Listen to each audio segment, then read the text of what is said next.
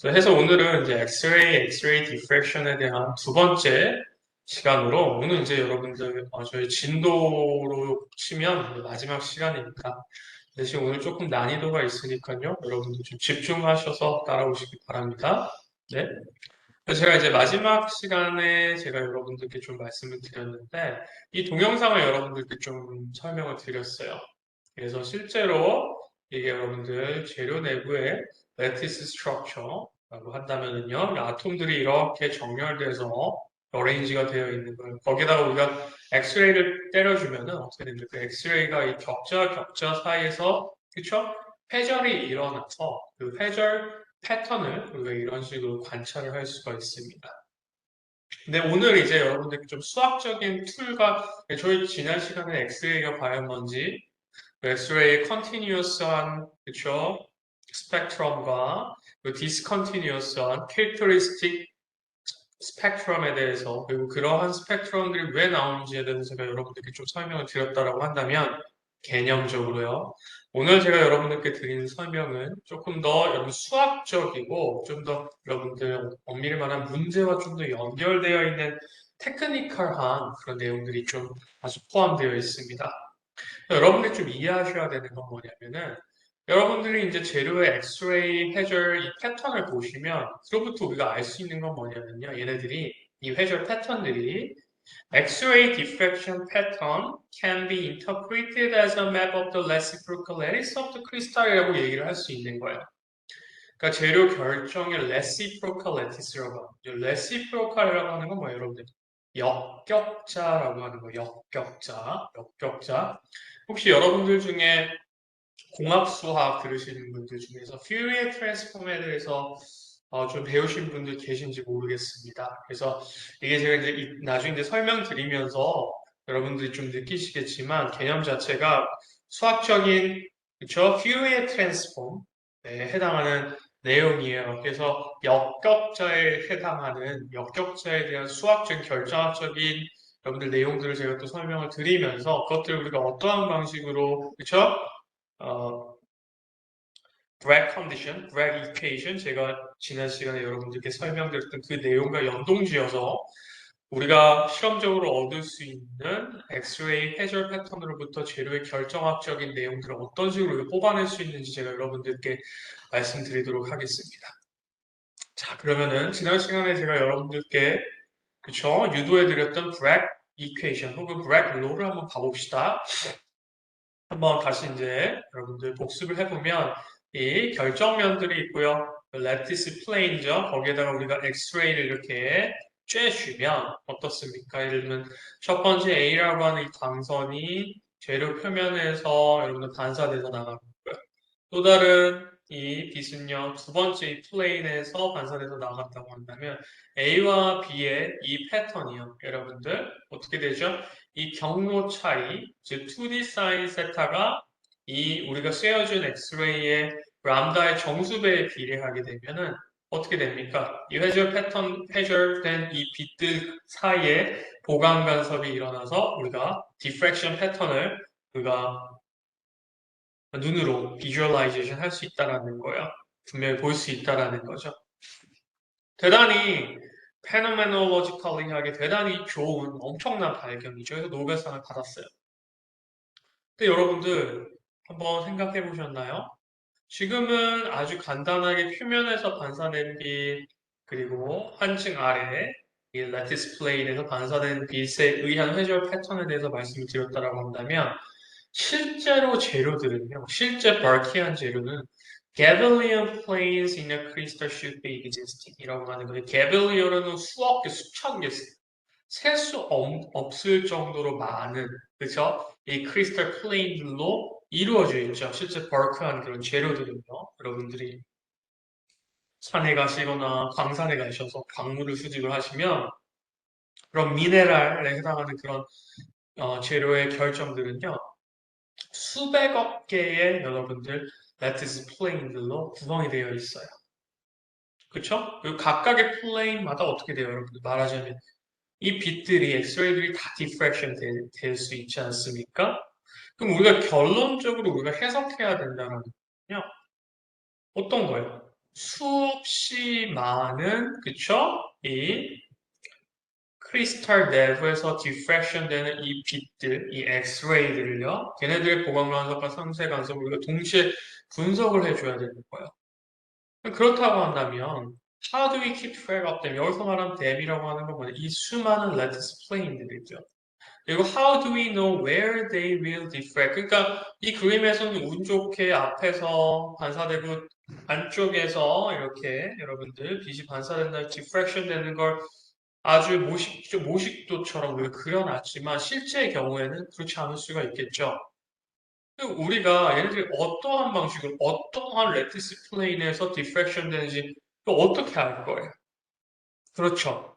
아주 이렇게 심플리피케이션해서 아주 간단하게 2D 사인 세타를 n은 람다라고 표현을 했는데 이걸 실제 재료의 결정학적인 정보를 빼내기 위해서 이해하기 위해서 어떠한 방식으로 브렉 컨디션, 브렉 러를 적용해야 되는지는 우리가 좀 까마득할 수 있다라는 겁니다. 아시겠죠? 그래서 앞에서 제가 여러분들 비디오와 함께 보여드렸던 건 거기에 대한 답을 제가 미리 드렸던 거예요. 그래서 Bragg Law에서는 여러분 먼저 make a map of the diffraction conditions of the crystal 먼저 맵, 지도를 그쵸? 여러분들 그리는 거예요. 지도를 우리가 만든다라고 생각을 하면 됩니다. 그러면은 여러분들이 앞서서 보셨던 그 패턴이 이게 diffraction 패턴이 이렇게 되어 있잖아요. 여러분들 diffraction 패턴이 뭘 의미하는지 물리학적으로 어떠한 의미를 가지고 있는지 제가 먼저 그 상관관계부터 말씀드릴게요. 예를 들면 여러분들이 어떤 재료를 분석한다고 합시다. 결정질의 재료예요. 대부분의 여러분들 아시겠지만 재료들은요. 폴리크리스탈인 경우가 많습니다. 그레인 바운더리를 다소 포함하고 있고 그 재료들의 정렬도와 그렇죠? 크리스탈 오리엔테이션이 조금씩 다 다른 바운더리를 가지고 있는 이런 재료들이 많아요. 그렇죠? 그럼 리얼 아토믹 플레인을 여러분들이 고려를 하고 이런 식으로 그쵸? 결정학적으로 이루어진 그쵸? 경우가 많다라는 거예요. 그러면은 얘네들에 대해서 우리가 디프렉션을 해주게 되면은 여러분들 여기 예를 들면 이게 이제 2차원적인 크리스탈이라고 우리가 가정을 해봅시다.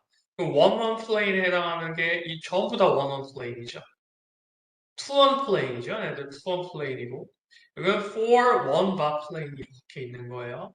얘는 1 3 플레인이고요. 1 0 플레인이요. 그럼 벌써 여러분들 1 0, 1 3, 4 1 bar, 2 1, 1 1이라고 하는 이 수많은 이 플레인들이요. 어떻습니까? 이미 결정면에 대해서 우리가 정보를 주게 되면 그 결정면을 만족시키는 실제로 존재하는 이 크리스탈 레티스의 수는, 레티스 플레인의 수는 어마어마하게 많은 거예요. 그러니까 우리가 이거를 일반적인 방식으로 이 정보를 다 처리할 수가 없는 겁니다. 그래서 얘네들 우리가 디프렉션 패턴을 보게 되면 이렇게 패턴들이 이렇게 나옵니다. 여러분들이 아셔야 되는 건 뭐냐면 이 포인트 하나가 의미하는 건 이 플레인 전체를 그쵸? 다 포함하고 있는 정보예요. 매우 압축적으로 표현해 놓은 그쵸? 정보라고 하는 거예요. 그럼 예를 들면 여기 지금 레티스 플레인이 대단히 많고 대단히 엄청나게 많죠. 얘네들을 여러분 기호를 사용해서 보시면 하나, 둘, 셋, 넷, 5개의 종류의 크리스탈 플레인을 우리가 나눌 수가 있죠. 그러면 얘네들을 디프렉션 패턴으로 표현을 해보면 점 5개로 표현을 할 수 있는 거예요. 공간을 엄청나게 축약할 수 있는 겁니다. 아시겠죠?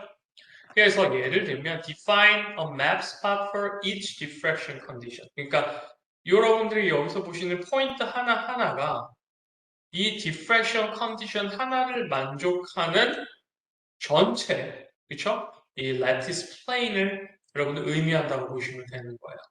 그렇다라고 한다면 3차원적인 크리스탈 여러분들이 생각하시면 이 하나의 포인트들이 수백억 개의 엄청나게 많은 평행한, 패러렐한, 엄청나게 많은 평행한 아토믹 플레인들을 싸잡아서 이 점 하나가 표현할 수 있다는 거예요. 그러니까 정보를 엄청나게 축약을 하는 거예요.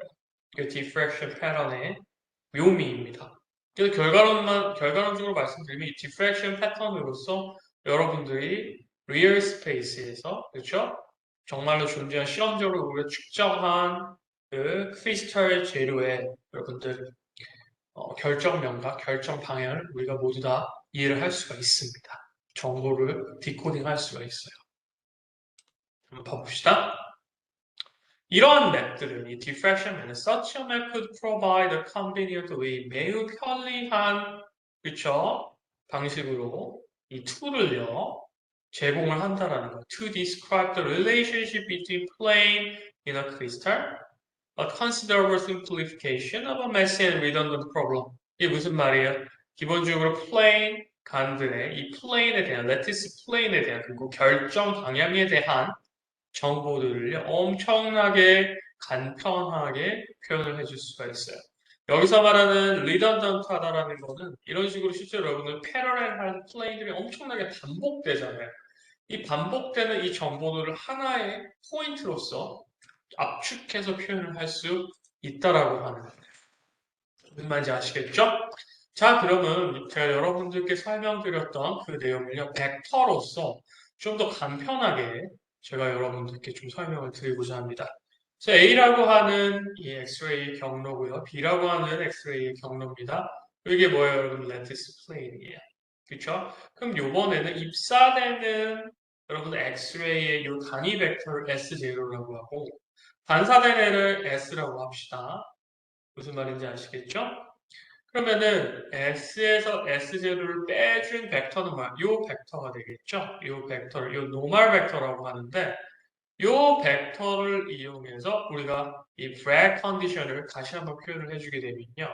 다시 한번 보면은 S에서 S0 이 벡터예요. 얘네들을 빼준 게 뭐냐면 투 사인 세타가 됩니다. 왜냐면 얘네들이 단위 벡터잖아요. 1이잖아요. 그렇죠? 1 사인 세타의 2배에 해당하는 거죠. 그래서 투 사인 세타가 되는 거예요.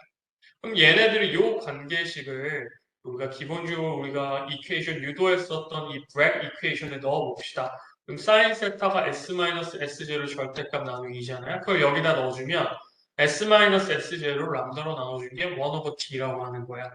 이 조건을 만족하면 디프렉션이 일어나는 거야. 근데 굳이 왜 이런 수학적인 그쵸 표현을 쓰나요라고 한다면 여러분들 우리가 지금 이거 벡터라고 표시를 했죠.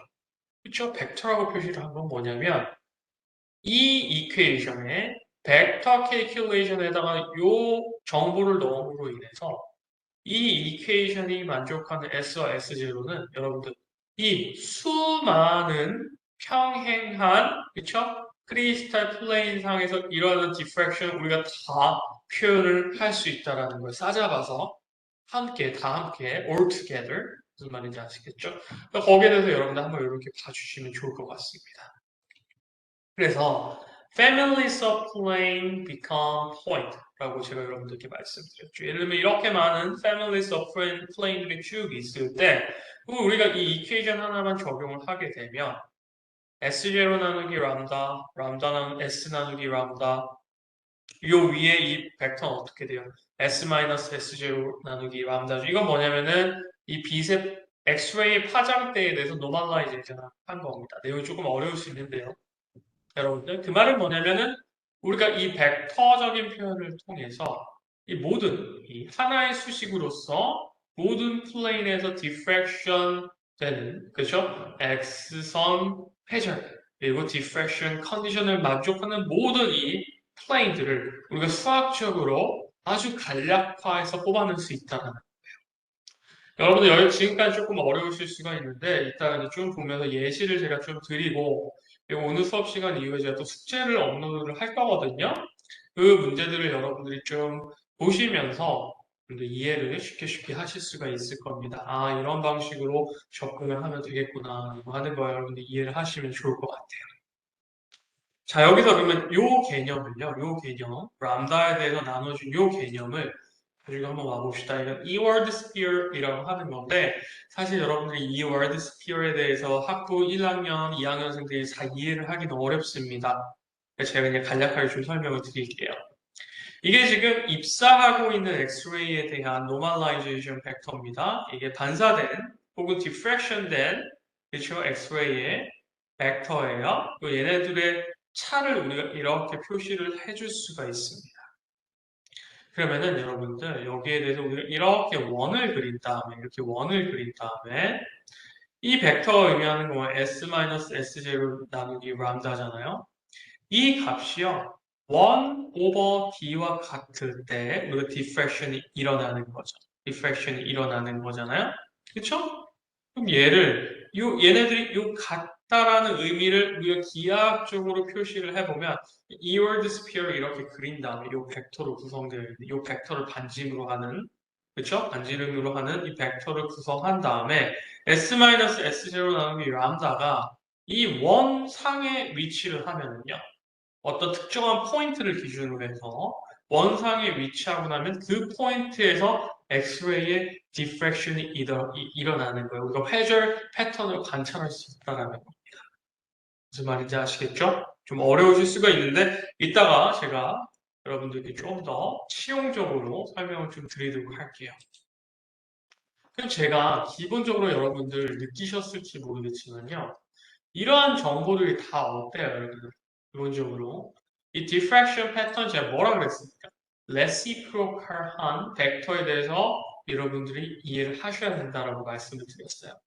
그래서 제가 이제 reciprocal lattice로 여러분들께 진도를 넘어가서 설명드리기에 앞서서 먼저 아마 여러분들 공학 수학 시간에 지금 배우고 계시거나 2학년이신 분들은 이미 배우셨을 수도 있어요. 거기서 제가 벡터 calculation과 reciprocal lattice와의 이 연관관계에 대해서 좀 수학적으로 제가 간략하게 좀 짚고 넘어가겠습니다. 고등학교 때 수학 2 시간에 여러분들 배우신 분들 좀 있으실 텐데요. 제가 거기 관련된 내용을 간략하게 한 번 더 짚고 여러분들께 좀 진도를 연속해서 좀 나가도록 하겠습니다. 여러분들 A라고 하는 벡터가 있고 B라고 하는 벡터가 있을 때 A, B는 어떻게 됩니까?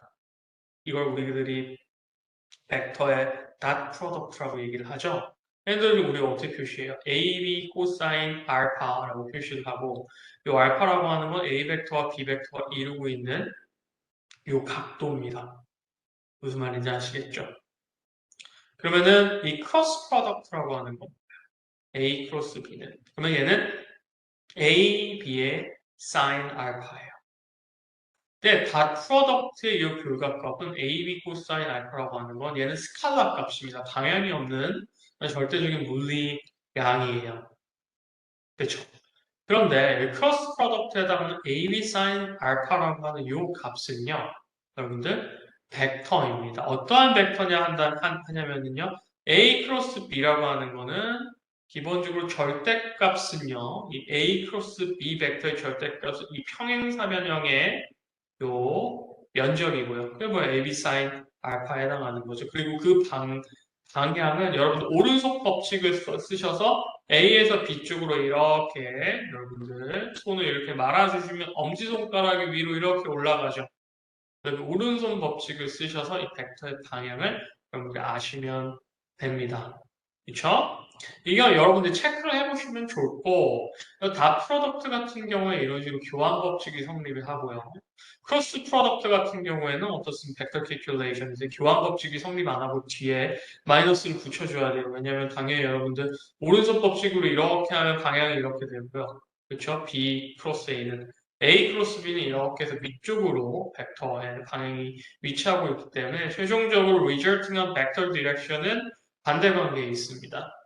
그렇다라고 친다면 여러분들 이 볼륨은 어떻게 될까요? 볼륨은 A와 B와 C로 이루어져 있는 그렇죠? 예를 들면은 말하자면 여러분 A, B, C가 의미하는 건 뭐예요? 우리가 어디에 대응시키려고 하겠습니까? 레티스 파라미터의 다 기본 반이 유닛 벡터인 A 벡터, B 벡터, C 벡터에 해당하는 거예요. 그렇죠? A 벡터, C, B 벡터, C 벡터로 이루어져 있는 그 유닛 벡터에서 그 볼륨은 어떻게 되겠습니까? 어떻게 돼요? A 크로스 B 요 면적이겠죠. 거기에다 닷 C를 해주면 되는 거예요. 여러분들 이 부피가 왜 이렇게 나오는지 부피체가 A, B, C 단위 벡터로 이루어져 있는 그 유닛셀의 부피가 왜 이렇게 되는지 여러분들 스스로 한번 체크를 해보세요. 별로 그렇게 어렵진 않습니다. 자, 이제 여기다 이제 이렇게 표시를 해놨죠.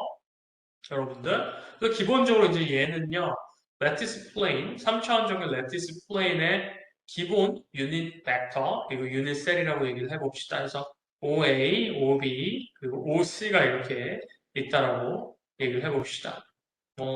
그쵸? 여기가 이제 OA, OB, OC라고 이렇게 표현을 할 수도 있고요. 그래서 1축, 2축, 3축 방향으로의 A1, A2, A3 기본 단위 벡터가 있고요.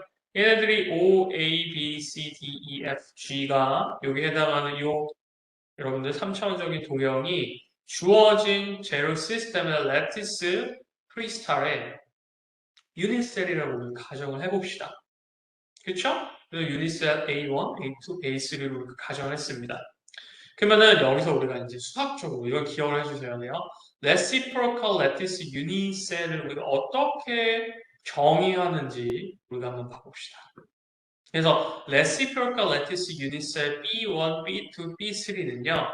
B1은 1 나누기 V times A2 times A3 이렇게 표시를 할 수가 있고요. 수학적인 약속이니까 기억을 해주세요. B2는 1 나누기 V의 A3 cross A1이고요. B3는 1 나누기 V의 A1 times A2 이렇게 됩니다. 무슨 말인지 아시겠죠? 그럼 예시를 한번 봐봅시다. 그럼 B3라고 하는 이 reciprocal 벡터는요. A1 times A2죠. 그렇죠? 크로스 닷 한 다음에 얘네들 물리량을 넣으면 area of parallelogram OACB 얘네들의 넓이 그 밑에 V는 area of parallelogram OACB 곱하기 height of cell 이 셀의 높이겠죠. 그럼 얘네들 여러분 다시 한번 약분을 시켜주면 1 나누기 5P가 되는 거야. 그래서 말하는 이 5P가 의미하는 건 뭡니까? D의 001에 해당하는 거죠. 즉, 이쪽 Z축 방향으로 3축 방향으로의 그렇죠? 격자면의 거리에 해당하는 거예요. D001이라고 하는 거예요. 요 면과 요 면 사이의 거리죠. OACB와 예를 들면 OA 프라임, C 프라임, B 프라임 요 위에 있는 면과 밑에 있는 면의 거리분의 1이라는 거예요. 그게 뭐예요? B3 즉 reciprocal lattice unit cell B3라고 하는 겁니다. 그렇게 해서 우리가 B1, B2, B3를 다 계산을 할 수가 있는 거예요. 요거는 여러분들 수학적인 약속이기 때문에요. 여러분들이 어쩔 수 없이 이해를 해 주셔야 돼요. 그래서 교수님 다 프로덕트가 왜 이런가, 크로스 프로덕트가 왜 이런가, 왜 벡터 캘큘레이션을 왜 해야 되는가요? 라고 하시면은 이거는 여러분들 이 디프렉션 패턴을 우리가 해석해내기 위한 수학적인 약속이기 때문에 여러분들 필수로 기억을 하시고요. 수학적으로 좀 숙달을 시켜 주셔야 됩니다. 오늘은 개념에 대한 이해라기보다는요. 어떻게 보면 수학적인 도구와 결정학적인 재료 결정학에 기반한 수학적인 도구와 그 도구를 이용한 문제 해결에 우리가 좀 더 집중을 하도록 할 겁니다. 자, 이제 일단은 우리들이 이제 reciprocal lattice에 대해서 여러분들께 좀 설명을 드렸어요. 그래서 A, B, C라고 하는 이 유닛 벡터가 있다라고 한다면 reciprocal 유닛 벡터 B1, B2, BC가 있고요. 걔네들이 어떠한 방식으로 여러분들 이 면 간 거리 주수에 대한 역수에 해당하기 때문에 reciprocal이라고 기본적으로 얘기를 하는 거예요. 면 간 거리 지수의 역수로서 우리가 어떻게 표시할 수 있는지 여러분들 체크를 해주실 수가 있어야 됩니다. 그럼 여러분들 스스로 B2와 그럼 B1은 여기서 어떠한 방식으로 표시할 수 있는지 또 D11, 001, D010, D100 등등의 이 표현을 사용해서 한번 여러분들 수학적으로 표시를 해 보시기 바랍니다. 자, 그러면 이제 여러분 reciprocal lattice로 이제 다시 한번 와 봅시다. 여기서 보시면 여러분들 다시 여기 이제 엑스레이가 들어와서 이렇게 나가죠. 그쵸? 이거 회절 조건인 거예요. 회절 조건이고요. 여기에 해당하는 이 회절 조건의 이 포인트들이 위치할 때 그리고 뭐라 그러는 거야? 이 포인트에서의 회절 조건을 만족시키는 결정면들이 존재하고 있다라고 우리가 얘기를 해줄 수 있는 거예요. 그럼 다시 말하지만 여러분들 여기 각각의 포인트들 있잖아요. 이 하나하나의 포인트들이 의미하는 건 뭐냐면 예를 들면 010, 110, 200라고 하는 실제 벌키한 미네랄한 크리스탈 내부에 존재하고 있는 그 수많은 101 플레인들, 110 플레인들, 200 플레인들이 이게 엄청나게 많잖아요. 패러렐한. 걔네들 요 포인트 하나하나로서 표시를 할 수 있는 거고요. 이 점과 점 사이를 연결하는 이 벡터가 그쵸? 여러분들 바로 뭐냐면 reciprocal vector. 원 나누기 t인 걸 면간 거리의 역수에 해당하는 벡터다라고 여러분들 아시면 될 것 같습니다. 그 reciprocal한 lattice를 의미하는 거예요. 자, 그럼 우리 봐보면은요. distance between origin, 이 원점이고요. and reciprocal lattice RL points give 뭐야? 1 over d. 그러니까 이 거리가 1 나누기 d다. reciprocal lattice axis를 한번 보면 A 스타가 의미하는 건 normal to BC 플레인이거든. 이게 무슨 말이냐면 reciprocal lattice axis에서 1축, A축, B축, 그리고 3차원으로 생각하면 C축이 있을 수 있잖아요. 요 A스타에 해당하는, 요 A스타에 해당하는 요 축이 의미하는 건 뭐냐면, 요렇게 나가는 요 방향이 의미하는 건 뭐냐면은, 이 실제 재료의 BC 플레인에 대한 직교 벡터예요. 직교한 방향으로. 그리고 요 B스타에 해당하는 요 벡터가 의미하는 건 AC 플레인에 대한, 그렇죠? 노멀 벡터고요. 그 C스타가 의미하는 건 AB 플레인에 대한 노멀 벡터. 무슨 말인지 아시겠죠? 그래서 이 포인트들은 모든 or parallel crystal plane들을 의미를 합니다. 그렇죠? 그렇기 때문에 families of plane become a point. 죄송합니다. family of plane들이 하나의 이 diffraction 패턴에서 하나의 포인트로서 우리가 표시할 수 있다라고 하는 거예요. 그 정보고요. 여러분들이 이제 재료 결정학 수업을 나중에 들으시면 이 reciprocal lattice와 diffraction 패턴을 어떠한 방식으로 우리가 해석하는지에 대해서 자세하게 배울 수가 있습니다. 여러분들 숙제를 보시면 아시겠지만 제가 이제 그 숙제나 시험에서 나가는 문제들은 상당히 간단해요. 어렵지가 않습니다. 이게 제가 숙제를 올리고 두 번째 숙제 같은 경우 여러분들께 문제에 대한 설명을 좀 드리도록 할게요. 다음 시간에. 그렇죠? 다음 시간에 제가 그렇죠? 6월 6일이네요. 6월 6일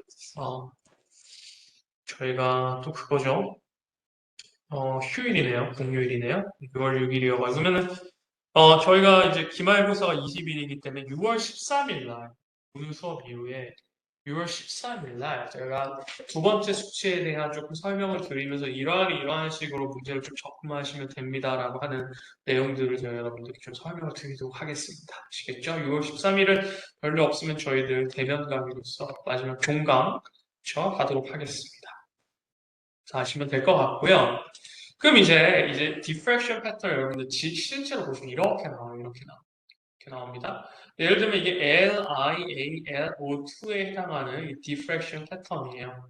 그래서 여기 나오는 거는 여러분들 이게 좀 일축하게 이렇게 나오는 건 왜 그러냐면 1차원, 2차원, 3차원인데 여러분들 A축, B축, C축 여기서 말하는 A, B, C라고 하는 건 reciprocal한 그쵸? 유닛 벡터입니다.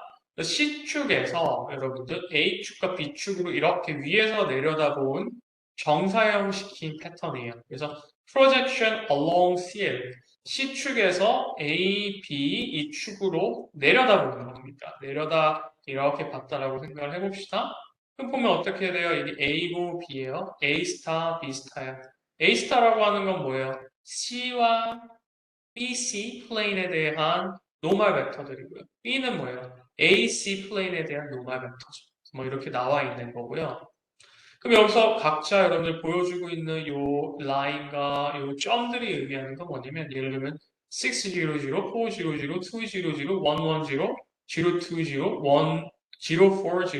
1040, 060와 같은 이 수많은 이 플레인들을 패러렐한 평행한 플레인들을 결정면들 우리가 싸잡아서 이 포인트 하나로서 다 표시를 해줄 수 있는 거예요. 그럼 동일한 건데 여러분들 이게 그럼 예를 들면 HKL이라고 하는 이 결정면 레이어를 의미한다라고 한다면 이거 지금 C축에서 우리가 프로젝션에서 이렇게 본 거잖아요. 그러니까 HKL 중에 L 값은 0에 해당합니다. 그러니까 H와 K만 보여주고 있는 거예요. 프로젝션은 정사형시킨 패턴이기 때문에 그럼 동일한 패턴을 우리가 B축을 통해서 A와 C 스타죠. A 스타, C 스타에 대해서 우리가 프로젝션 시켜서 봐보면 B축을 통해서 들여다보면은 동일한 크리스탈이라도 또 다른 우리 여러분들 결정 그쵸 면들을 우리가 볼 수가 있어요. 008, 004, 2004, 4006, 600와 같은 이런 애들. 여기는 이 B를 통해서 B축을 통해서 우리가 들여다봤기 때문에 K 값이 우리 0이 되는 거죠. 저 B축을 통한 값들이 정사용을 시켰기 때문에 그래서 우리가 이렇게 해석을 할 수 있다라는 겁니다. 그쵸? 그럼 여러분들 오케이 앞에서 이런 여러분들 이 디프렉션 패턴에 대한 이 해석은 여러분들이 너무 어렵게 생각하시지 마시고 그냥 오케이 이런 내용들이 있구나 이 정도로 따라오시면 될 것 같아요. 어차피 깊이 들어가면 너무 어렵기 때문에 다만 여러분들이 reciprocal lattice의 의미가 뭐고 그쵸? 이 디프렉션 패턴이 reciprocal lattice를 의미한다라는 것들을 그 정도는 여러분들이 수학적으로 좀 어렵겠지만 사실 퓨리에 트랜스폼에 대한 개념이 좀 없으시면 좀 어려우실 수가 있는데 어려우시겠지만 그거에 대해서 좀 이해하도록 좀 노력을 해보시기 바랍니다. 그럼 우리가 이 디프렉션 패턴을 어떠한 방식으로 측정을 하는지 여러분들 좀 아셔야 됩니다.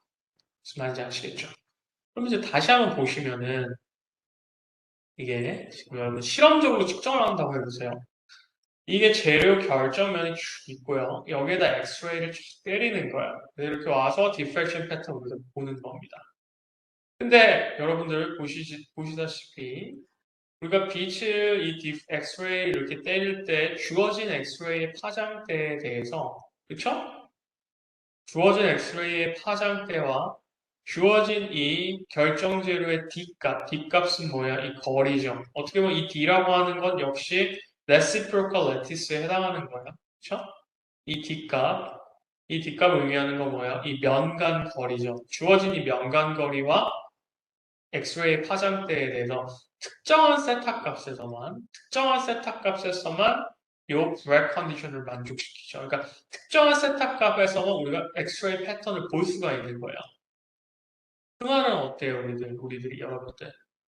이 실편을 그쵸? 이 장비에다가 로딩을 한 다음에 엑스레이를 지속적으로 때려주면서 어떻게 돼요? 이 세타를 컨티뉴어스하게 쭉 증가하고 쭉 감소시키면서 즉 세타 값을 쭉 바꿔주면서 어디에서 피크가 나오는지 어디에서 이 브렉 컨디션이 만족해서 디프렉션 패턴이 나오는지를 여러분들이 관찰을 하셔야 되겠죠. 그래서 이게 너무너무 중요한 여러분들 세타 투 세타 지오메트리라고 하는 겁니다.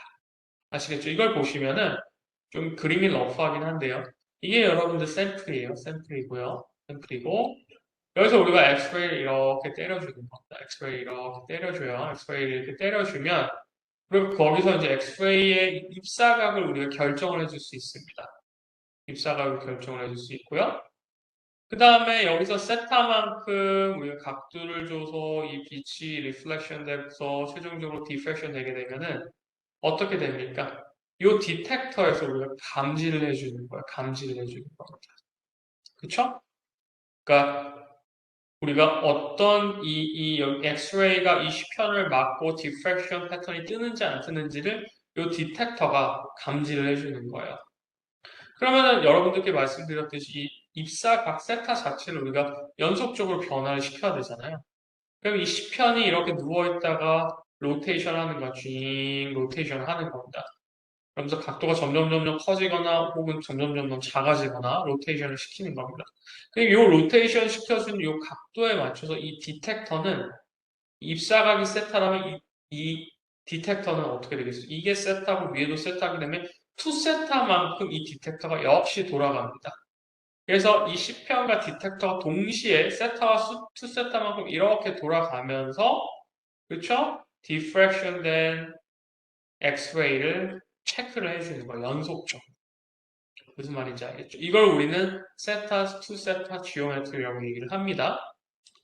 그럼 이 측정에 대해서 제가 여러분들께 좀 알기 쉽게 설명을 드릴게요. 그래서 이게 여러분들 reciprocal lattice고요. 기본적으로 재료의 reciprocal lattice라고 한번 해봅시다. 그 지금 봅시다. 여기 해당하는 요 결정면이죠. 이 reciprocal lattice에서 포인트 하나가 의미하는 결정면이에요. 요 결정면으로 여러분들 거의 각도가 없이 우리가 S0만큼의 이 엑스레이를 쪼아줬어요. 벡터죠. 그쵸? 벡터로 표시를 한 거예요. 입사한 엑스레이에 대해서. 그럼 얘네들이 S만큼 이렇게 튀어나왔습니다. 그쵸? 그럼 여러분들 보셨지만 이 S0와 S의 이 차이에 해당하는 그 유닛 벡터가 어떻게 되면 이 이월드 스피어에 놓여 있지 않아요. 피기를 우리가 볼 수가 없습니다. 여기서 우리가 조금 돌려줬어요. 얘네들을 조금 살짝 tilting을 해줬습니다. 얘네들 빛이 들어오고요. 엑스레이가 들어오고 디프렉션이 일어났어요. 저 디프렉션이 일어난 건 아니고 여기서 이제 여러분들 이 회절이라고 하죠. 아니면 혹은 반사가 일어났습니다. 그러면은 얘네들의 차이에 해당하는 그 벡터가 어떻게 돼? S-S0 나누기 람다죠. 그쵸? 그럼 아직 여러분들 이 이월드 스피어 상에 요 어떠한 그쵸? 레시프로컬 레티스의 이 결정면의 패밀리들이 여기 걸쳐 있지 않죠. 그러니까 계속 우리가 픽은 우리가 볼 수 없는 거예요. 기본적으로 디프렉션을 관찰할 수 없는 겁니다. 이 디텍터를 이용해서. 그러다가 여러분들 이제 좀 더 이렇게 꺾었어요. 우리가 2세트만큼 조금 더 이렇게 꺾었습니다. 그래서 점점 이 벡터가 조금 커져요. 그럼 어때요? 요 지금 플레인이 천천히 어떻게 됩니까? 요 이월드 스피어로 다가오고 있죠. 점점점 디프렉션이 관찰되기 시작하는 거여서 어떻게 됩니까? 한 10도에서 20도 가까워질 때 이렇게 이제 픽이 나오기 시작해요. 그러다 우리가 더 돌렸어요. 그래서 더 돌리게 되면 어떻게 됩니까? 요 차이, 이 경로 차이에 해당하는 요 벡터가 경로 차이를 웨이브랭스에 대해서 노멀라이제이션한 이 벡터가 이월드 스피어 상에 위치하고 있는 레티스 이제 플레인들 그러니까 지금 레티스 플레인들을 표시해주고 있는 이 그쵸? 이 포인트 하나 요 디프렉션 포인트와 딱 만나죠. 딱 만날 때 무슨 일이 일어나냐면은 디프렉션이 관찰이 되는 거예요. 그래서 디프렉션에 해당하는 이 인텐시티가 쫙 올라가는 겁니다. 무슨 말인지 아시겠죠? 그런 다음에 우리가 좀 더 돌려주면 세타를 좀 더 돌려주면 어떻게 돼요? 이 벡터가 어떻게 됩니까? 요 이월드 스피어 상에 존재했었던 요 포인트들을 벗어나게 되죠. 그러면 이제 픽이 다시 줄어드는 거예요. 그러다가 이제 우리가 더 돌려요. 요 포인트가 이제 다시 다가오죠. 그래서 더 돌려서 요 두 번째 여러분 레시프로컬 레티스 포인트가 이월드 스피어 상에 딱 와요. 그럼 어떻게 됩니까 지금 여러분들? 요 노멀라이제이션 벡터가 요 그쵸? 이 레시프로컬한 요 포인트를 레티스 포인트를 딱 체크하게 되죠. 그럼 어떻게 된다라는 거 올라왔다 내려갔다 다시 어떻게 된다? 픽을 우리가 관찰할 수가 있다라는 거예요. 그래서 우리가 세타를 0도에서 여기에 해당하는 한 60도 정도 되는 이 투 세타까지 쭉 샘플을 돌리면서 우리가 두 개의 이 결정학적인 플레인들을 그쵸? 요거와 요거, 요 플레인들을 우리가 관찰할 수 있다라고 하는 겁니다. 무슨 말인지 아시겠죠? 개념적으로 어려우실 수가 있는데 그렇게 이해를 해주시면 좋을 것 같아요. 그래서 이게 여러분들 역격자 플레인이고요. reciprocal lattice 포인트고요. 얘네들을 말 그대로 재료를 이제 틸팅 시키면서 그쵸? 쭉 회전시키면서 그쵸? 어떠한 결정 이 방향에 해당하는 죄송합니다. 어떠한 결정면을 갖는 레티스 포인트들을 우리가 관찰할 수 있는지 제가 좀 여러분들께 알기 쉽게 이렇게 그림으로 그려봤습니다, 여러분들. 그러면은 우리가 그러면 여러분들 D에 대한 값들을 우리가 최종적으로 알게 되는 거잖아요. 그러면 좀 더 간략하게 좀 말씀을 드리면요. 그러니까 이거예요. 최종적으로 우리가 오늘 공부하고 싶은 거는요. 여기서 엑스레이 파장을 알고요. 그렇죠, 여러분들? 엑스레이 파장을 알고요. 우리가 측정을 통해서 체크한 이 엑스레이 요 세타 값, 그쵸? 여기 엑스레이를 이 면에 대해서 우리 관심 있는 그쵸? plane of interest라고 하는데 관심이 있는 그 면에 대해서 얼마나 이렇게 우리가 틸팅하는지 요 각도를 우리가 알게 되면 이 최종적으로 이 브렉 로어를 통해서 우리가 얻을 수 있는 값은 뭐예요? 요 D죠, D. 노멀 벡터죠. 레시프로컬 벡터죠. 그렇죠? 이 노멀 벡터 우리가 알게 되는 거야. 혹은 이 면간 거리에 해당하는 면간 거리를 우리가 알게 되잖아요. 이 면간 거리로서 우리가 결정면을 어떻게 분석할 수 있는지 여러분들 수학적으로 그 툴을 여러분들이 가지고 이해를 하셔야 된다는 거예요. 그걸 제가 여러분들께 이제 좀 설명을 드리도록 하겠습니다. 여러분 한번 봐볼게요. The distance between neighboring villa plains is the same as the 여기서 말하는 여러분 왜 이 말을 했을까요? Distance between neighboring villa plain이라고 하는 건 제가 왜 얘기를 했을까요? 말하자면 여러분들 이러한 우리가 벡터 캘큘레이션을 통해서 이 지금 이 변화하는 이 벡터량을요 계산했다라고 한다면 그리고 최종적으로 그 물리량으로부터 우리가 얻을 수 있는 브렉 컨디션을 통해서 얻을 수 있는 건 뭐예요? 이 수많은 이 패러렐하게 그쵸? 평행한 패밀리어 플레인들 사이 이 거리를 우리가 여러분들 얻을 수 있다라는 거예요. 그럼 그걸 통해서 우리가 이 플레인들의 정보를 뽑아내야 되는 거죠. 그래서 이 내용을 보시면은 여러분들 The distance between neighboring Miller plane 이웃하고 있는 이 neighboring한 Miller plane 혹은 parallel한 그 plane들 사이 이 거리는 is the same as the nearest perpendicular distance between the origin and the closest Miller plane이라고 얘기하는. 예를 들면 여기 플레인이 하나가 있어요. 다시 얘네들이 1축, 2축, 3축 방향으로의 여러분들 레티스 그쵸? 디렉션입니다. 그쵸? 라고 한다면 근데 제가 여러분들께 설명드렸듯이 HKL 그쵸? 레티스 플레인이 의미하는 건 뭐죠? 요게 이제 레티스 플레인이잖아요. 이렇게 우리가 보실 수 있잖아요. 그쵸? 여기 그러면은 HKL에 해당하는 이 플레인들을 우리가 이 3차원 격자 구조에서 다 표시를 하면 어떻게 돼요? 여기도 있고 여기도 있고 여기도 있고 그쵸? 엄청나게 패러한 수많은 플레인들이 있겠죠. 그러면 그 많은 플레인들 사이의 면간 지수, 면간 거리는 우리가 하나의 숫자로서 표현을 할 수 있죠. 그 떨어져 있는 거리는 어떻게 돼요? 다시 말씀드리면 원점으로부터 그쵸? 이 면으로 수선의 발을 이렇게 내리면은 그 수선의 발의 이 길이, 즉 OP 이거 뭐예요? 여러분? 결국에는 이게 그렇죠? 레시프로컬 레티스의 그 절대값과 연결이 되는 거예요. 무슨 말인지 아시겠죠? 이 OP의 길이가 의미하는 게 뭐야? HKL 플레인의 연간 거리죠. 무슨 말인지 아시겠죠? 그걸 여기서 이제 수학적으로 표시를 한 겁니다. 그럼 봐봅시다, 여러분들. 이 각도 OP와 일축 방향으로의 일축 방향과의 이 각도를 우리가 알파1이라고 해봅시다. 그렇죠? 코사인 알파1이 의미하는 건 뭐냐면 코사인 알파1이 의미하는 건 뭐냐면 D의 HKL이고요. 여기 D의 HKL이 KL이 의미하는 건 뭐예요? OP의 거리죠. OP죠. OP. 요 길이고요. A 나누기 H로 우리가 표시를 할 수 있습니다. A 나누기 H가 의미하는 건 요 거리. 아시겠죠? 여러분들? 이게 지금 직교한 거니까요. 여기 직교한 거기 때문에 여기가 지금 알파1이잖아요. 코사인 알파1은 어떻게 되겠습니까? 여러분들?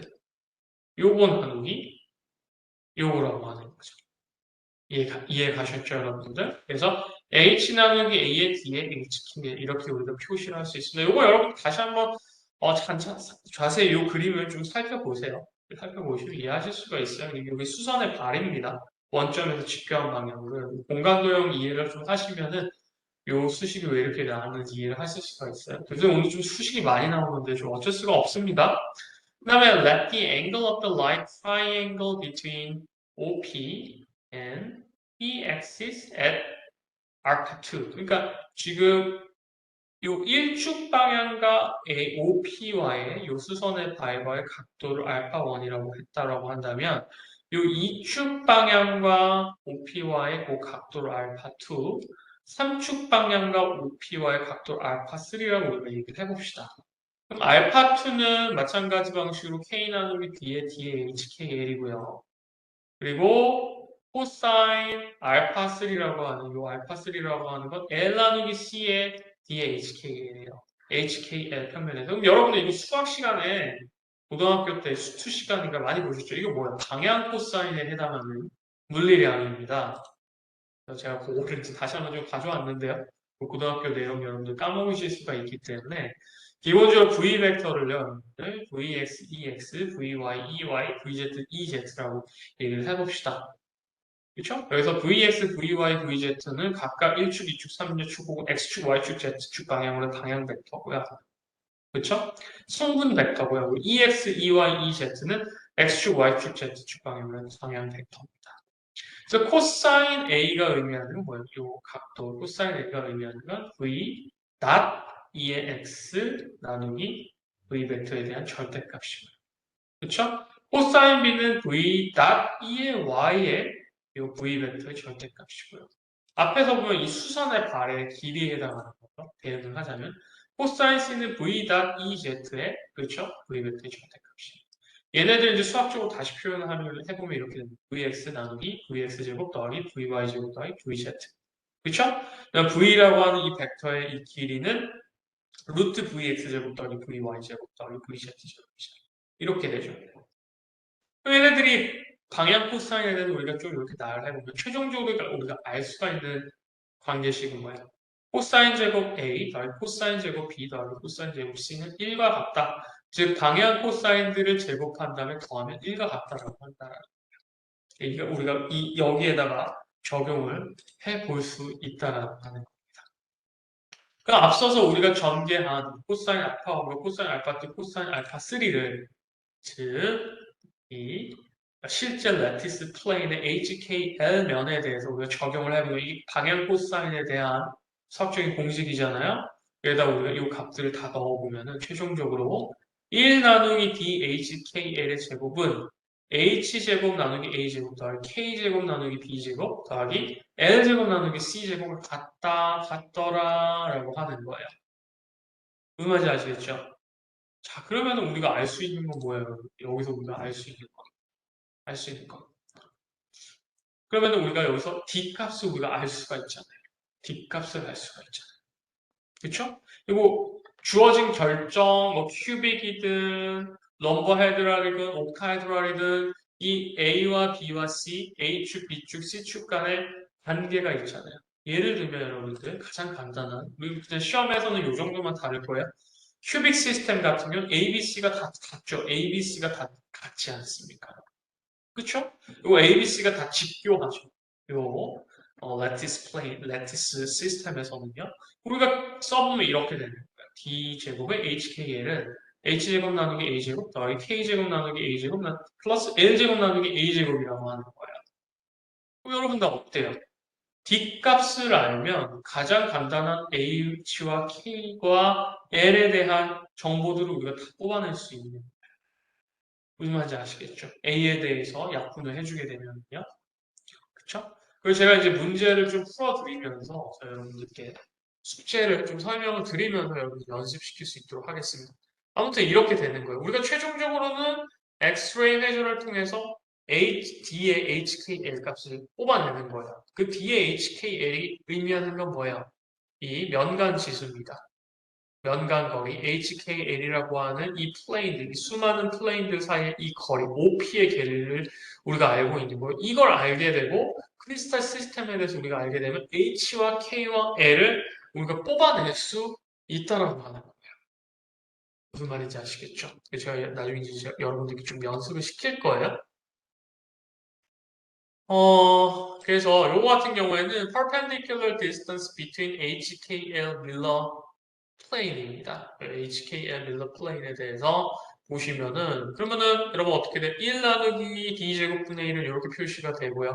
그럼 D에 100는 어떻게 돼요? D에 100는 계산해보면 어떻게 돼요? 그냥 A가 나오겠죠.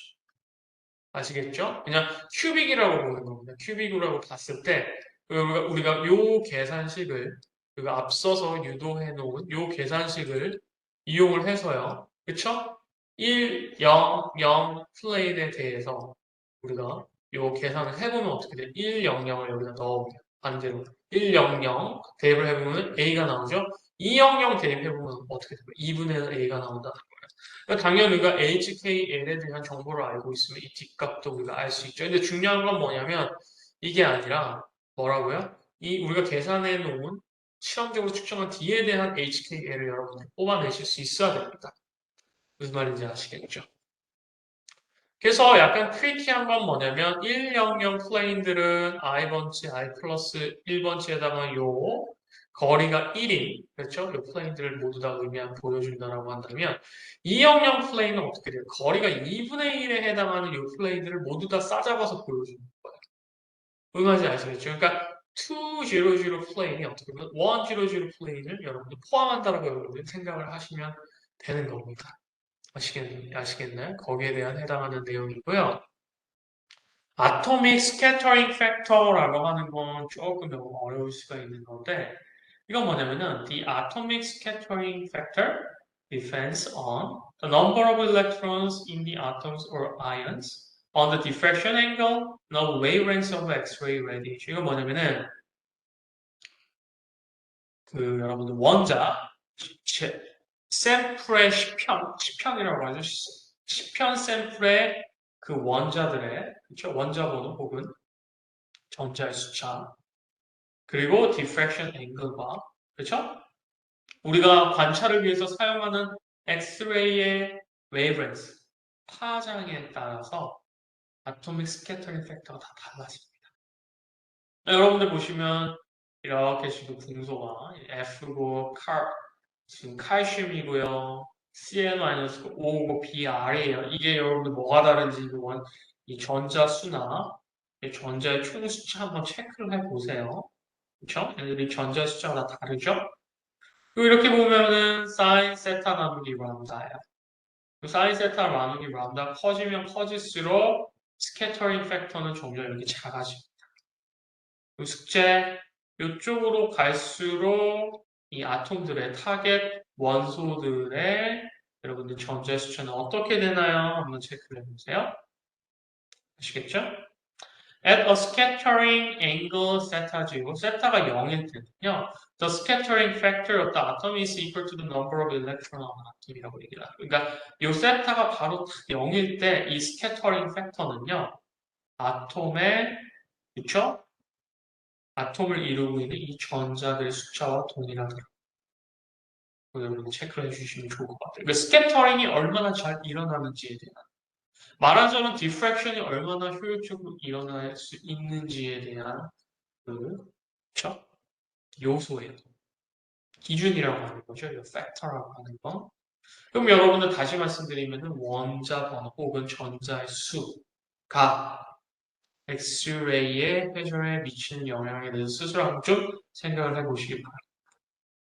이걸 보시면은 실리콘이고요. 실리콘 맞죠? 뭐 알루미늄, 마그네슘, 나트륨, 니온, 플로린, 억시즌 이렇게 되어 있는데 여기 대해서 어떻게 됩니까? 스캐터링 팩터가 점점 이렇게 줄어들죠. 동일한 사인 세타 나누기 람다에 대해서 동일한 측정 조건에 대해서 원소가 바뀌면서 스캐터링 팩터가 이렇게 줄어들어요. 이번에는 그게 의미하는 건 뭔지 여러분들 생각을 한번 해보세요. The atomic scattering factor decreases with the increase in the angle of diffraction.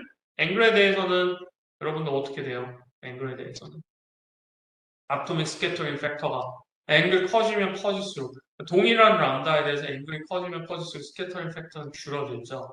As a result, 그 결과 the peaks in the high angle part of diffraction pattern are usually with low intensity. 이 말은 뭐냐면 여러분들이 요 앵글이 있잖아요. 요 앵글이 대단히 이렇게 커지게 되면요. 이렇게 거의 세워서 이렇게 커지게 되면은 그래서 의미한 건 뭡니까? 이 스캐터링 팩터가 그 의미하는 건 뭐냐면은 하이 앵글 같은 경우에는 디프렉션이 기본적으로 작다라고 하는 거예요. 왜? 이 스캐터링 팩터가 낮아지기 때문에. 아시겠죠? 여기서부터 여러분들 이걸 보시면 이제 그러면 세타와 람다와의 관계, 사인 세타 나누기 람다에서 세타가 커지면 어떻게 되는지, 람다 커지면 스캐터링 팩터가 어떻게 되는지, 이 스캐터링 팩터가 의미하는 건 뭐냐면 스캐터링 팩터가 크면 클수록 디프렉션의 그 픽이 말하자면 여기서 우리 관찰하는 이 픽이 있잖아요. 더 강하게 나온다는 거예요. 더 선명한 디프렉션 패턴을 얻을 수 있다는 거예요. 그 관계, 그렇죠? 이 스캐터링 팩터와 사인 세타와의 관계, 세타와의 관계, 그리고 람다와의 관계, 그리고 시편 재료의 전자의 수 혹은 원자 번호와의 관계 등등에 대해서 여러분들이 스스로 한번 체크를 해 보시기 바랍니다. 아시겠죠? 자, 그럼 오늘 이제 가장 어려운 내용에 대해서 자, 여러분들께 좀 설명을 드리도록 하겠습니다. 다시 그러면 스캐터링 팩터에 대해서 제가 설명을 드렸죠? 이번에는 이제 structure factor에 대해서 제가 여러분들께 설명드릴게요.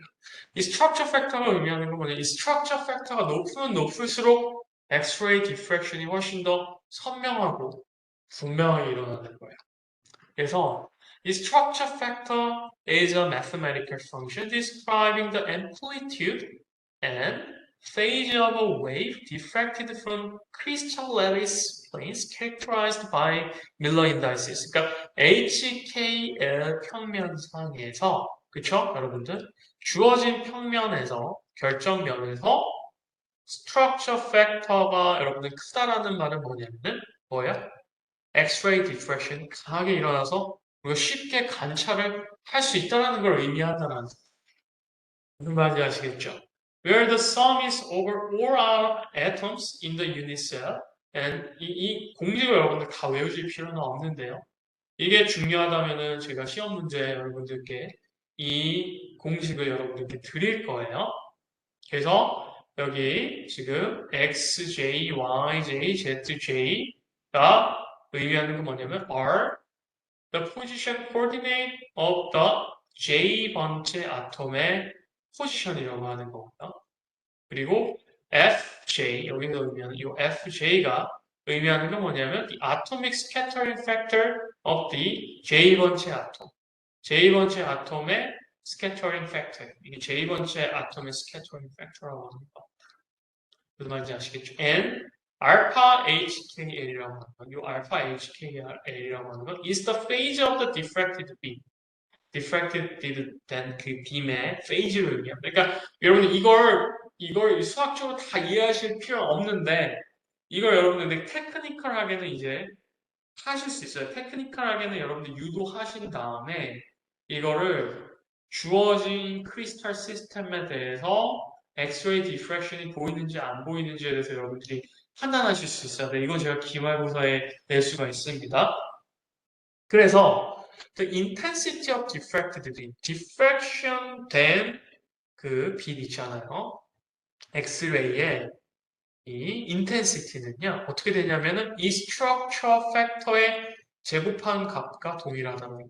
이 IHKL이 뭐냐면 HKL이라고 하는 결정면에서 밀러 인다이시스를 갖는 이 H면에서 diffraction 된 엑스레이의 intensity를 의미하는 거예요. 그 intensity는요.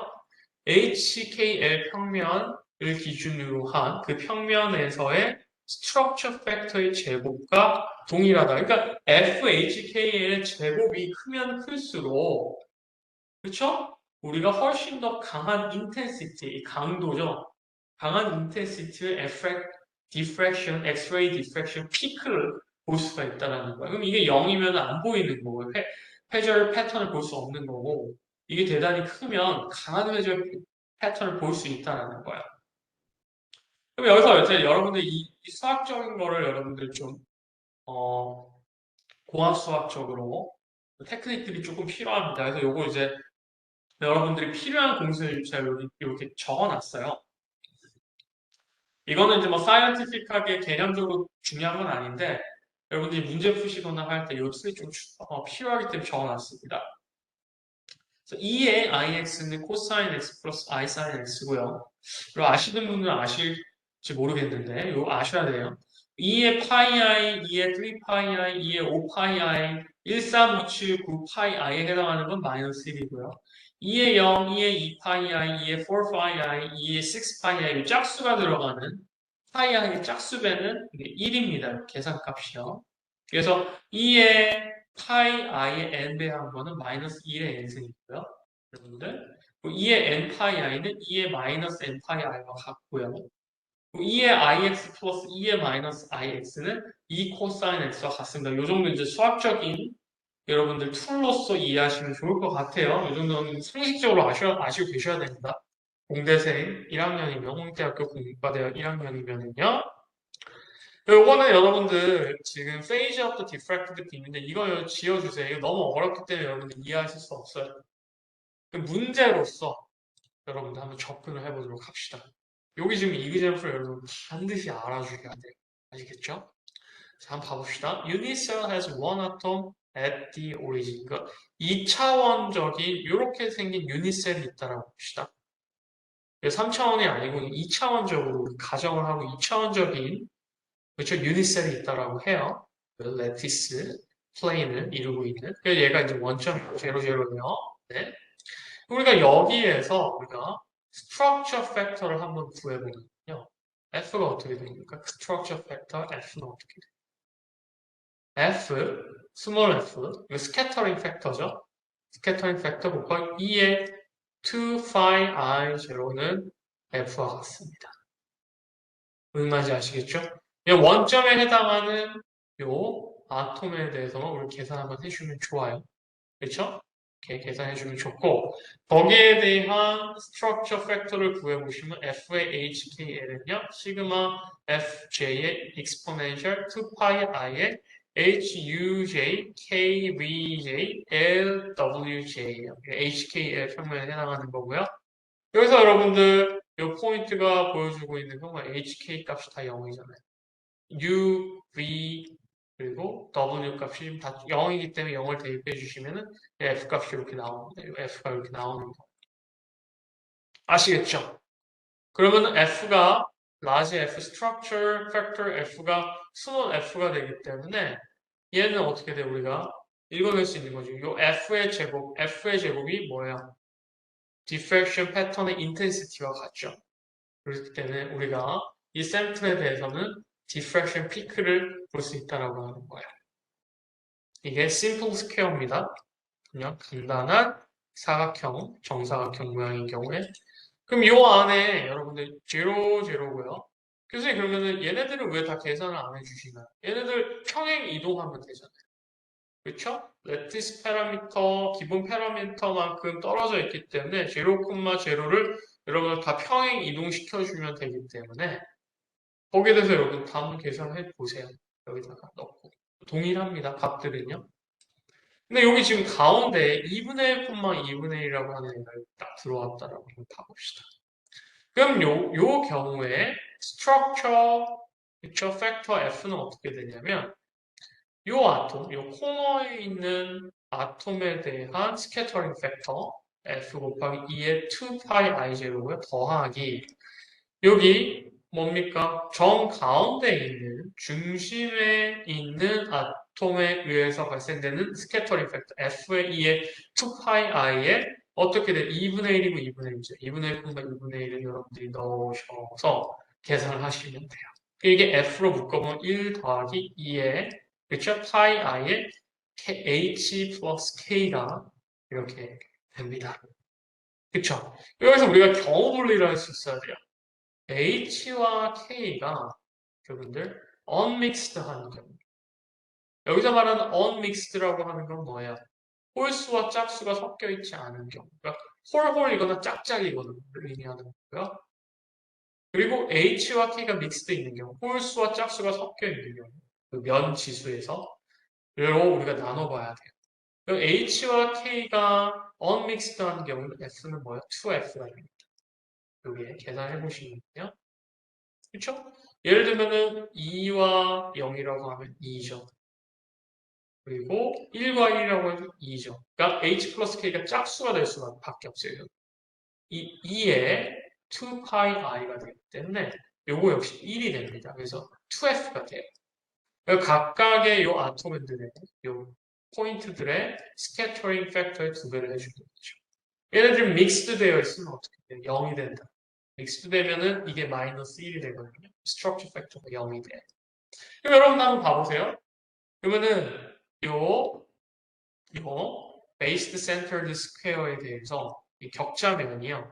요거 이제 여러분들 레시프로컬 스페이스의 레시프로컬 역격자 그쵸? 패턴인 겁니다.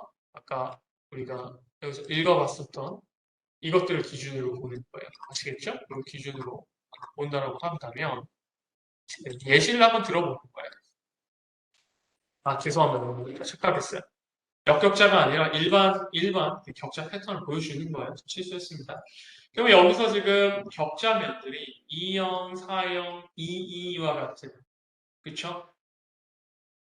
unmixed한, 섞여 있지 않은 이러한 격자의 면들 같은 경우 2형, 4형, 2, 1, 1 이런 애들 있잖아요. 걔네들은 어떻게 됩니까?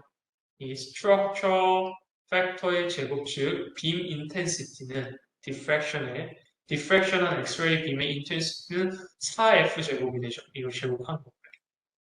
근데 1형, 1, 2, 3형 같은 경우 어떻게 돼요? 제곱해도 0이죠. 그 말은 뭐예요? 이렇게 생긴 이런 식으로 그쵸? 생겨 있는 그쵸? 시편들 같은 경우에는 비록 얘네들 1형, 1, 2, 3형에 해당하는 요 결정면들을 포함하고 있다라고 하더라도 스트럭처 팩터가 0이기 때문에 어떻게 되는 거예요, 우리들이? 실제로 제로 샘플에서 그 구조를 우리가 측정을 했을 때 어떻게 된다? 디프렉션 픽이 관찰이 되지 않는다는 겁니다. 이걸 우리는 forbidden reflection이라고 얘기를 해요. 그러니까 재료 내부에 결정면이 있다라고 해서 그걸 우리가 다 볼 수 있는 게 아니에요. 얘네들이 그 플레인들의 이러한 수학적인 바운더리 컨디션을 만족하게 되면은 재료 내부에서 이러한 결정면들이 존재하고 있어도 디프렉션 패턴을 통해서 우리가 볼 수 없다라는 뭔 말인지 아시겠죠? 그걸 우리는 forbidden reflection이라고 합니다. 금지대라고 합니다. 금지 영역대라고 하는 거예요. 우리가 다시 한번 봐볼게요. 그럼 body centered cell 한번 봐볼게요. 3차원적인 거, 3차원으로 우리가 확장을 했어요. 그 코너에 이렇게 아톰들이 있고 정 가운데 또 아톰들이 하나 있습니다. 얘네들 우리가 어떻게 생각해 주면 좋겠어요? 요거 가운데 있는 애랑 코너에 있는 애 대표적인 거 하나 딱 뽑아서 보면 되겠죠. 코너에 있는 애는 그쵸? F의 스캐터링 팩터 E의 2파이 I의 HKL인데 여기 000 좌표 넣어주면 되겠죠. 가운데 있는 F의 E의 2파이 I의 2분의 1, 2분의 1, 2분의 1 넣어주면 되겠죠. 그쵸? 걔네들 계산하면 F의 1 더하기 2의 파이 I H 더하기 K 더하기 L 이렇게 표시를 해줄 수가 있습니다. 그러면 여러분은 H 더하기 K 더하기 L이 even number일 때, 즉 얘네들이 짝수일 때 이 structure factor F는 2F가 됩니다. 얘는 odd number일 때, 홀수일 때는 어떻게 했습니까? structure factor가 0이 되는 거죠. 아시겠죠? 그래서 FHKL의 제곱은 이 빔 인텐시티는 4F 제곱으로서 대단히 크게 보이고요. 예를 들면 200, 400, 220에 해당합니다. 그러니까 여러분들 이렇게 이 지금 BCC 구조인 거죠. BCC 구조에서 200, 400, 220에 해당하는 면들이 많잖아요. 자르는 방식에 따라서. 얘네들은 대단히 강한 인텐시티를 보이면서 우리가 디프렉션 픽을 관찰할 수 있다는 거예요. 요 예시가 가장 여러분들한테 와 닿을 겁니다. 3차원적으로 우리가 해석을 했을 때.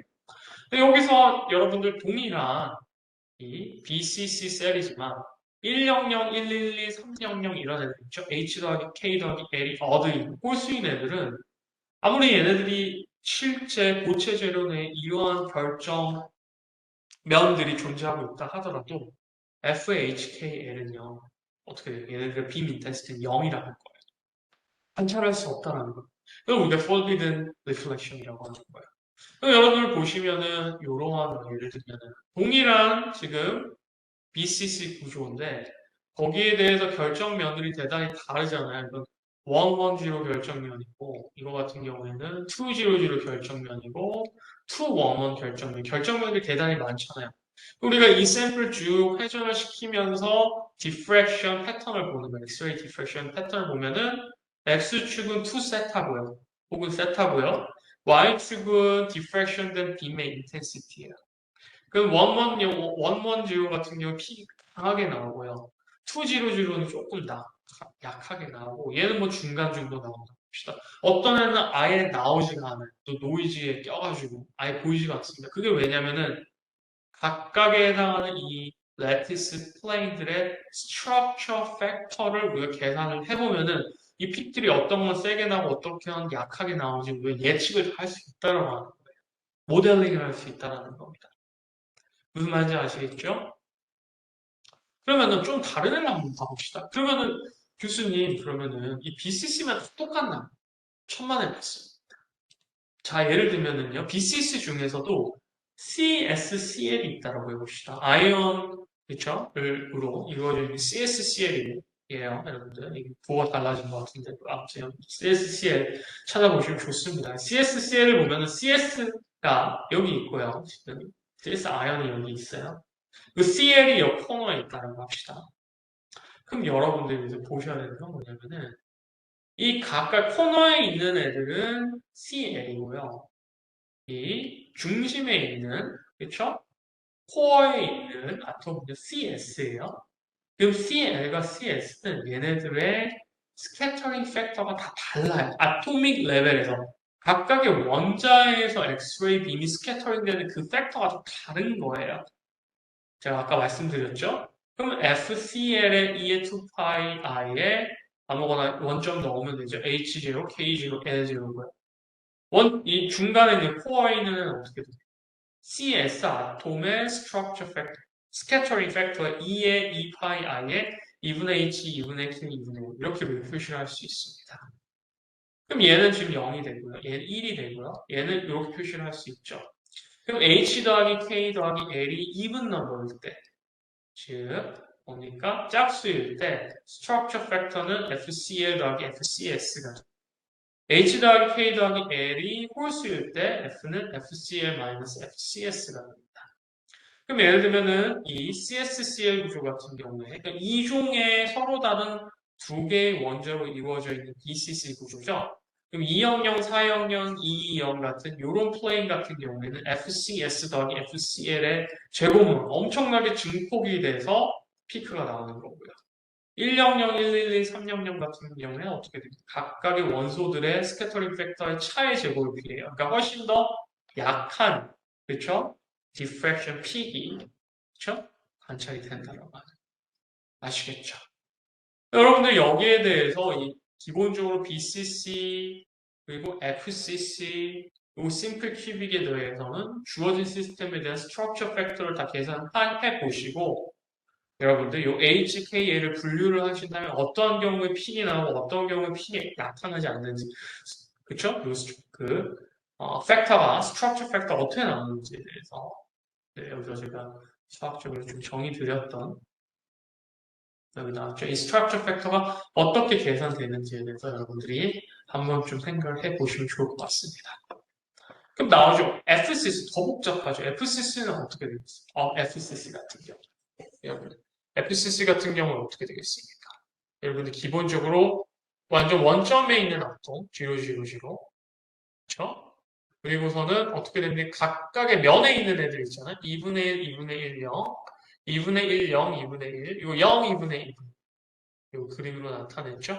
여기에 있는 요 세 개의 아톰에 대해서 2분의 1, 2분의 1, 0, 2분의 1, 0, 2분의 1, 0, 2분의 1, 2분의 1에 해당하는 요 아톰들, 여기 위치 관계에 있는 아톰들에 대해서 여러분들이 스트럭처 팩터를 구해 보시면 됩니다.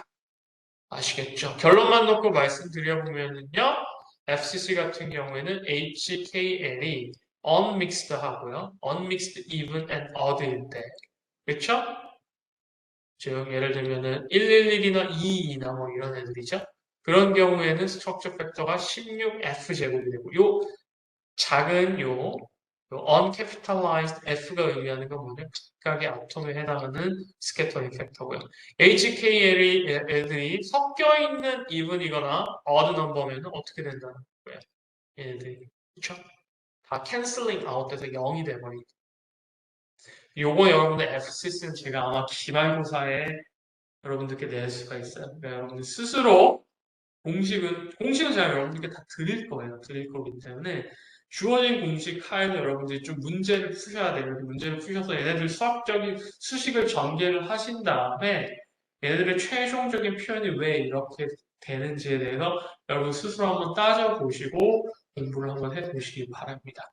이게 이제 문제가 나가면 조금 어렵기 때문에 여러분들께 점수의 차별성을 줄 수 있는 문제가 될 수 있겠죠. 무슨 말인지 아시겠죠, 여러분들? 자, 그래서 오늘은 이 엑스레이의 마지막 시간이 엑스레이 앤 엑스레이 디프렉션에 대한 마지막 시간인데 알아요, 여러분들? 어렵죠? 아, 교수님 무슨 말씀하시는지 잘 모르겠습니다. 정말 너무 어렵습니다라고 느끼실 수가 있어요. 이게 왜냐하면은 이걸 여러분들 완벽하게 이해를 하시려면 재료 결정학에 대해서 수업을 다 들으셔야 돼요. 다 들으시고 그 디테일에 대해서 여러분들 꼼꼼하게 따져보셔야 되는데 지금 저희가 재료화학 개론 시간이다 보니까 제가 기본적인 개념만 띄엄띄엄 가져와서 제가 여러분들께 설명을 드릴 수밖에 없어요. 이걸 지금 다 디테일을 설명을 드리려고 하면 한 학기가 모자랍니다. 그렇기 때문에 어쩔 수 없이 여러분들이 조금 암기를 하시고 오실 수밖에 없어요. 개념을 기억하시고. 거기에 대해서 좀 여러분들 염두를 해주시면 좋을 것 같고요. 다만 제가 곧 이제 숙제를 업로드를 할 겁니다. 숙제를 업로드를 하게 되면 여러분들 그 숙제를 풀어보시면서 아, 문제가 이런 식으로 나올 수 있겠구나라고 하는 거를 여러분들 캐치를 해주시면 좋을 것 같아요. 그리고 두 번째 숙제 같은 경우에 제가 문제에 대한 해설은 아니죠. 답을 가르쳐 드리진 않지만 문제에 대한 설명을 제가 여러분들께 드리도록 하겠습니다. 여러분들 6월 6일은 현충이기 때문에 저희가 수업을 하지 않도록 하겠고요. 6월 13일 날 제가 숙제에 대한 여러분 설명을, 문제에 대한 설명을 좀 드리도록 하겠습니다. 여러분 오늘 하루 수고 많으셨고요. 조금 오늘 10분 정도 일찍 끝났는데요.